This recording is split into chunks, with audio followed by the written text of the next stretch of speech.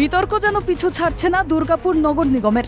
কখনো পৌরসভার নজরদারির অভাবে এলাকায় দিনে দুপুরে জ্বলছে স্ট্রিট লাইট, তো কখনো আবার আবর্জনার স্তূপে ঢাকা পড়েছে রাস্তা।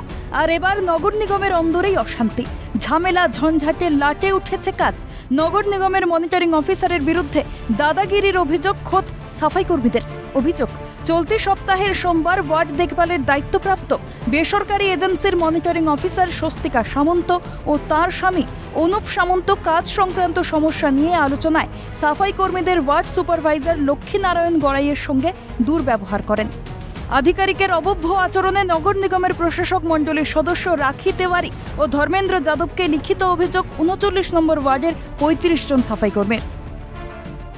গত ২৪ ফেব্রুয়ারি আমাদের এখানে নির্মল সাথী আছেন, যিনি ভিসিএমও, স্বস্তিকা সামন্ত নাম। ওনার কিছু কাজের সাইড ব্লক ড্রেনের আমাকে দেখানোর প্রয়োজন ছিল।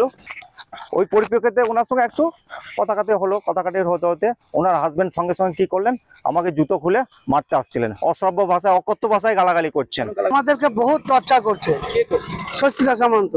কয়েকদিন আগে কাজ করলাম, কাজ করার পরে আমি বলছি আমার নাতিটা কুকুরে কামড়েছে, আমাদের কাজ হয়ে গেছে, এবার ডাস্টবিন পরিষ্কার করতে নিয়ে যাবে। আমি বলছি আমাকে কমসে কম ছেড়ে দাও, বিধাননগর ইন্ডাকশন আপনাকে কামিয়েছে, ভদ্রভাবে কাজ করুন, নাহলে কালকে কাজে আসতে হবে না। আমরা চাইছি ওকে আমাদের সাইড থেকে সরিয়ে দেওয়া হোক।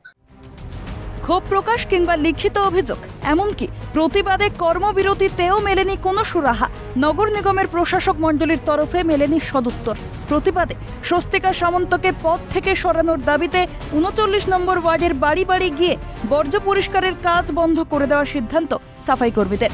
নাগরিক পরিষেবা ব্যাহত হওয়ায় সমস্যা সমাধানের আশ্বাস দুর্গাপুর নগর নিগমের প্রশাসক মণ্ডলীর সদস্য ধর্মেন্দ্র যাদবের। ওটা এক্স কাউন্সিলরের সঙ্গে আমার কথা হয়েছে, ওটা দেখি ওদেরকে সবাইকে ডেকে সবাইকে বুঝিয়ে ওটা কাজটা করাতে হবে। নগর নিগমের অন্দরের অশান্তিতে এলাকার নরক যন্ত্রণার কথা স্বীকার করেছেন ৩৯ নম্বর ওয়ার্ডের প্রাক্তন তৃণমূল কাউন্সিলর শশাঙ্ক শেখর মণ্ডল। কিন্তু প্রশ্ন উঠছে, জনগণের পরিষেবা দেওয়ার দায়িত্ব যাদের উপরে বর্তায় তাদের পারস্পরিক বিবাদের খেসারত কেন দেবে আমজনতা? যদিও অভিযোগ মানতে নারাজ দায়িত্বপ্রাপ্ত মনিটরিং অফিসার স্বস্তিকা সামন্ত।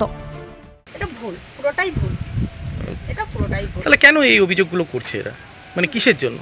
এটা অফিসকে চলুন, অফিসের কাছে ওখানে গেলেই আপনারা জানতে পারবেন। আমার মনে হচ্ছে রাখিদি আর ধর্মেন্দ্রদা কান থেকে দেখছে, কান থেকে না দেখে দু তরফকে ডেকে অন্তত একটা আলোচনা করুক। না হলে হচ্ছে এলাকার মানুষ এটা হচ্ছে ভোগ করছে, যার ফল এবং এলাকা পরিষ্কার পরিচ্ছন্ন থাকছে না। বারংবার বিতর্কের কেন্দ্রবিন্দু রাজ্যের তথাকথিত স্মার্ট সিটি দুর্গাপুর নগর নিগম।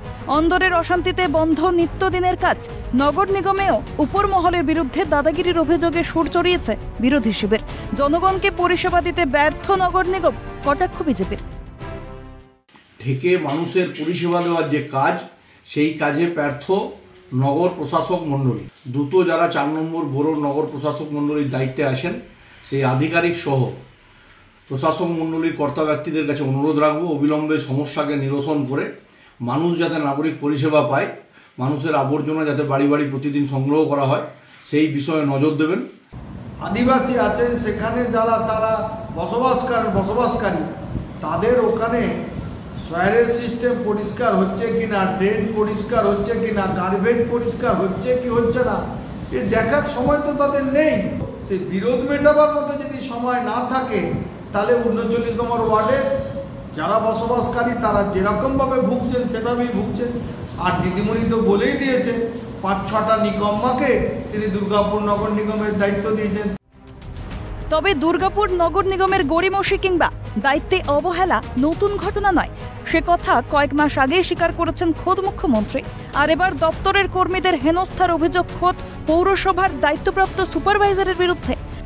শাসকের মদতপুষ্ট দুষ্কৃতীদের পর কি তাহলে এবার শাসকের দপ্তরের আধিকারিকদেরও জোর জুলুম শুরু বঙ্গে? আসন্ন বিধানসভা নির্বাচনের প্রাক্কালে প্রশাসনের এহেন ভাবমূর্তিতে দোলা চলে রাজ্যের ভবিষ্যৎ, তা বলাই বাহুল্য। রাজেশ সেনগুপ্তের রিপোর্ট, ক্যালকাটা নিউজ।